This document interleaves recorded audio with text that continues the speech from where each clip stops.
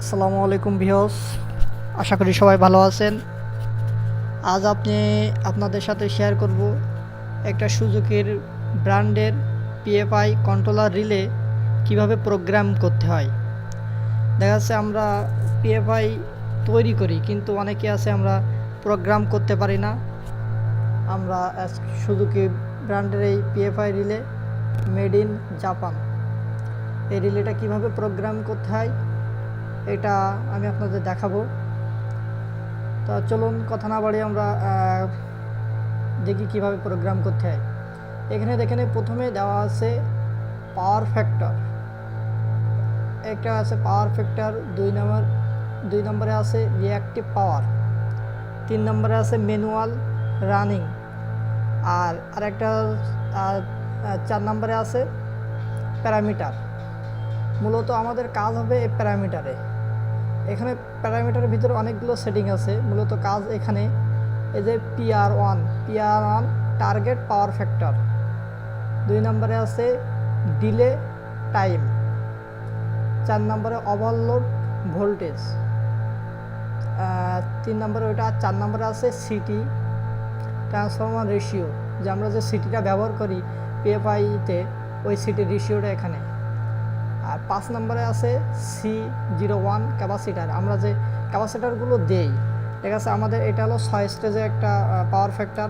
আমরা যখন 12 স্টেজের এই পাওয়ার ফ্যাক্টরের ক্যাপাসিটার একটা 12 স্টেজের পিএফআই কন্ট্রোলার রিলে ব্যবহার করব, তখন 12টা ক্যাপাসিটার দেওয়া আছে এখানে।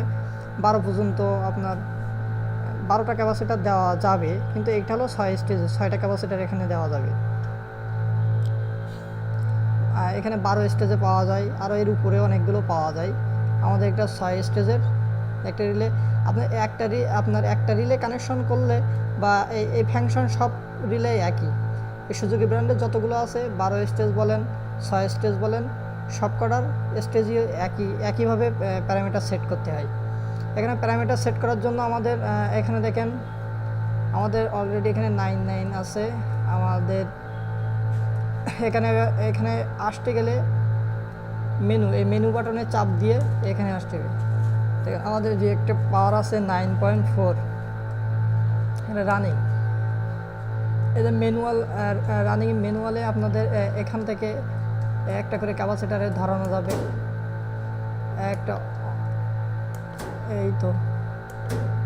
একটা করে ক্যাপাসিটার ধরাতে হবে। এইটা উপরের দিলে একটা ক্যাপাসিটার ধরবে, নিচেরটা দিলে একটা ক্যাপাসিটার ছাড়বে। ঠিক আছে, আচ্ছা, এটা আমরা আমাদের লোডে আছে, এখন করব না, আমি আপনাদের দেখাই কিভাবে সেটিংটা করতে হয়। আবার আপনার এখানে যদি করতে যায় প্যারামিটারে যেতে গেলে এই যে মেনু বাটনটা 3 সেকেন্ড চাপ দিয়ে ধরে রাখতে হবে। এই দেখেন 3 সেকেন্ড চাপ দিয়ে ধরে রাখার পরে এখানে আছে PR1 অর্থাৎ পাওয়ার ফ্যাক্টর টার্গেট। এখানে আমাদের পাওয়ার ফ্যাক্টর টার্গেট 99-এ রাখতে হবে।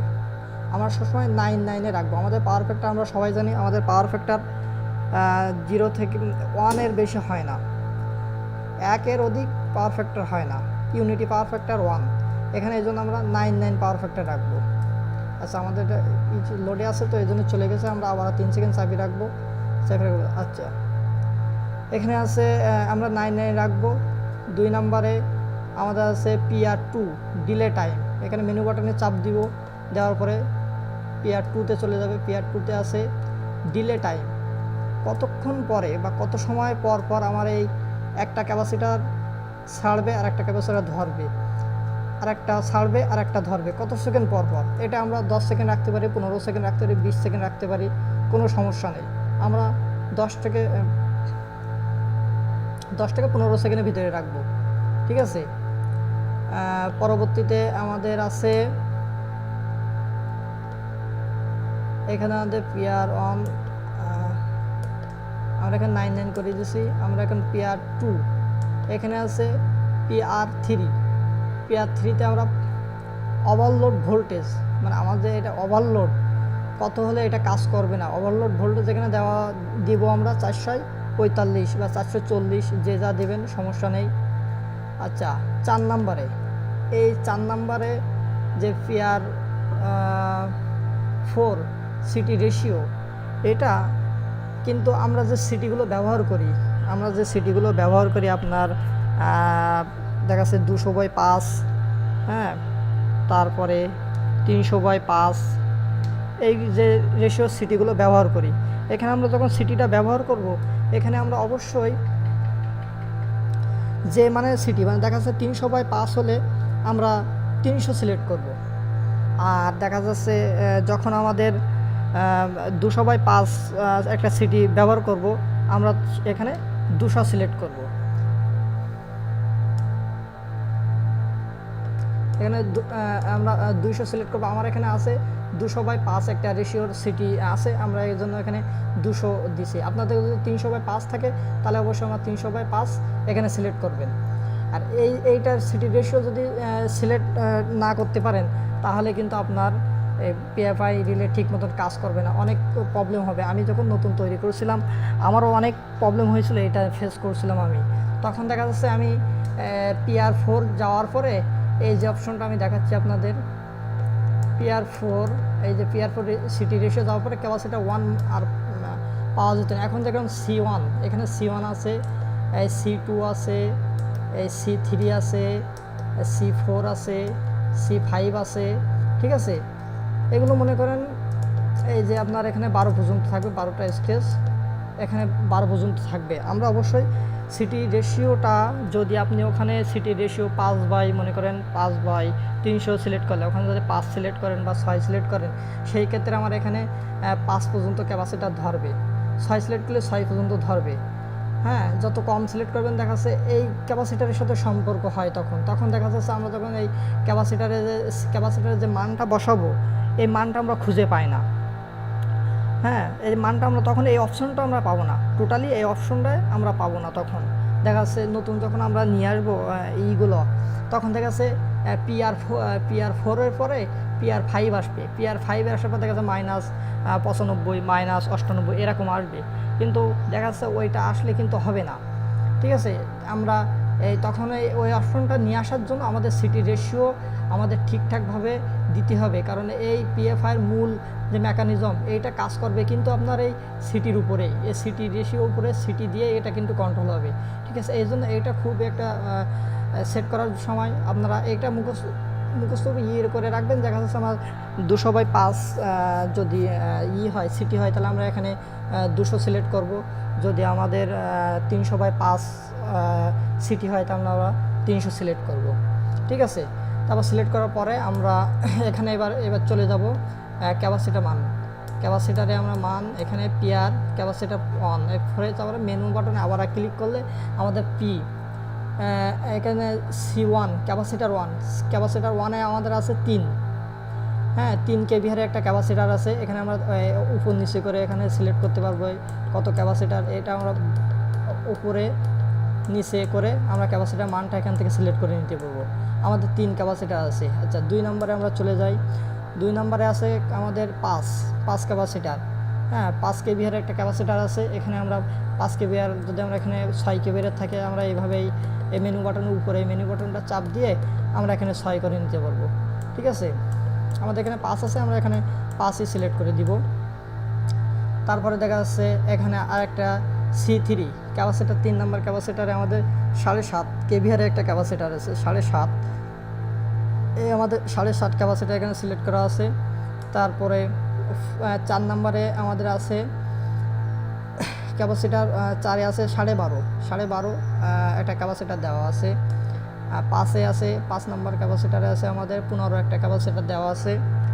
আর এখানে 6 ক্যাপাসিটার 6 স্টেজে একটা 15 আরেকটা ক্যাপাসিটার দেওয়া আছে। এই টোটাল আমাদের 6 স্টেজের ইলেতে। এবার পরে যেগুলো আসবে আমাদের 7-এ আমরা 0 করে দেব। এখান থেকে 12 পর্যন্ত থাকবে, পুরো 12টা পর্যন্ত আমরা 0 করে দেব, ঠিক আছে। টোটাল সব 0 করে দেবো। আর আমাদের যখন দেখা যাচ্ছে যখন 12 স্টেজের হবে, তখন 12টা যখন ক্যাপাসিটার থাকবে, তখন 12টা ক্যাপাসিটার মান আমরা ওখানে বসায় দিব। এটা উপরে এটা নিচে আপ ডাউন করে আমরা ওখানে ক্যাপাসিটারের মানটা বসায় নিতে পারবো।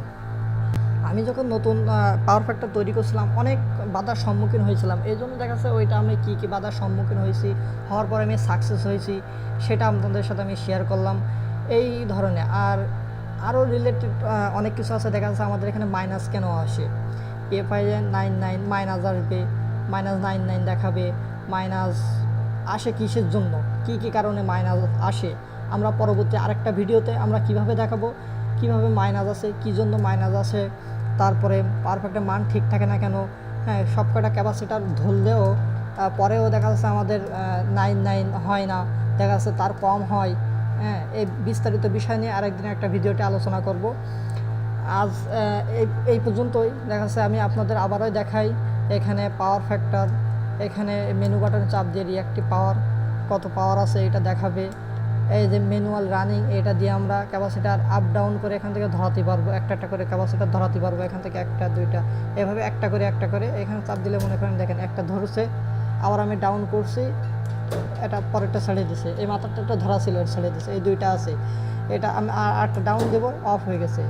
আপ করলে আর একটা ধরবে, ডাউন করলে একটা ছাড়বে। হ্যাঁ, এই দেখেন আমার এখানে নেমে আইছে 94 নেমে আইছে, আপ করে আবার এই ধরাই দিছি 992-তে। ঠিক আছে, এইভাবে আপনারা আপ ডাউন করে ম্যানুয়ালেরভাবে ধরাতে পারেন। এটা ম্যানুয়াল মোডে থাকলে এইভাবে থাকবে, কম হলে আপনার এসে করে দিতে হবে। আর এটাকে অটোতে দিয়ে রাখলে, পাওয়ার ফ্যাক্টরে অটোতে দিয়ে রাখলে এ নিজে নিজে আপনার কাজ করবে, আপনার কিছু করা লাগবে না। এখানে আর যদি আমরা প্যারামিটারে আসি, প্যারামিটারে আবার একটু দেখি, এই 3 সেকেন্ড চাপি রাখবো, মেনু বাটনটা 3 সেকেন্ড চাপার পরে এখানে আমাদের আবার একবার চাপ দিব, দেওয়ার পরে দেখা যাচ্ছে এই ডিলে টাইম। হ্যাঁ, এই যে PR1-এ আমরা 99 রাখবো, ডিলে টাইমে আমরা 15 সেকেন্ড 10 সেকেন্ড রাখতে পারি। তারপরে PR4 ওভারলোড ভোল্টেজ, এটা আমরা কত রাখবো, আমরা এখানে রাখছি 445। এই PR4 সিটি রেশিও 2/5, এখানে আমরা 200 সেট করছি, 2/5 এই জন্য। পরে আরেকটা আছে এই ক্যাপাসিটার 1, এই অপশনগুলো কিন্তু আপনারা পাবেন না যখন এই সিটি রেশিও 200 সিলেক্ট করবেন। ওখানে নতুন কেনার পরে আপনার 5 থাকবে অথবা 6 থাকবে, ওই 6টা কিন্তু আপনার 200 নিয়ে যেতে হবে অথবা 300 নিয়ে যেতে হবে, যখন যেমন রেশিওর আপনারা সিটি ব্যবহার করবেন। এটা মাথায় রাখবেন, না হলে কিন্তু আপনাদের টোটালি পিএফআই কোনো কাজ করবে না। এটা খেয়াল রাখবেন। আমি কিন্তু এটার জন্য অনেক ভুগছি, ঠিক আছে, অনেক সমস্যার সম্মুখীন হয়েছি ওই একটা জিনিস বোঝার জন্য, অনেক কষ্ট করছি ভাই, বোঝাতে পারবো না আপনাদের। ঠিক আছে, ঠিক, যারা নতুন শিখতে চান অবশ্যই অনেক পরিশ্রম করে অবশ্যই শিখতে হয়, একটা পিছনে লেগে থাকেন অবশ্যই। সবার কাছে কঠিন মনে হলে অবশ্যই এটা কঠিন না, ঠিক আছে, এক মানুষের চেষ্টা থাকলে অবশ্যই শিখতে পারবেন, এটা কোনো ব্যাপার না। হ্যাঁ, যারা করি নাই তারা অবশ্যই ভাবছেন যে কত কঠিন, আসলে কাজটা কঠিন না, এটা নিজের উপরে একান্তই নিজের চেষ্টা থাকলে আপনারা এটা করতে পারবেন।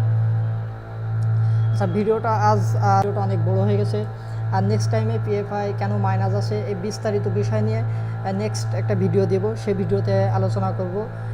আশা করি এই পর্যন্ত আপনারা অবশ্যই ভালো থাকেন। ভিডিওটা এখান থেকে শেষ করছি। আর আপনাদের যদি কিছু জানার থাকে আমার কমেন্ট বক্সে অবশ্যই কমেন্ট করে জানাবেন, আমি যেটুকু পারি আপনাদের অবশ্যই সেটুকু শেখানোর চেষ্টা করব। আর আমাদের চ্যানেলটা অবশ্যই সাবস্ক্রাইব করে সাথে থাকবেন। ধন্যবাদ।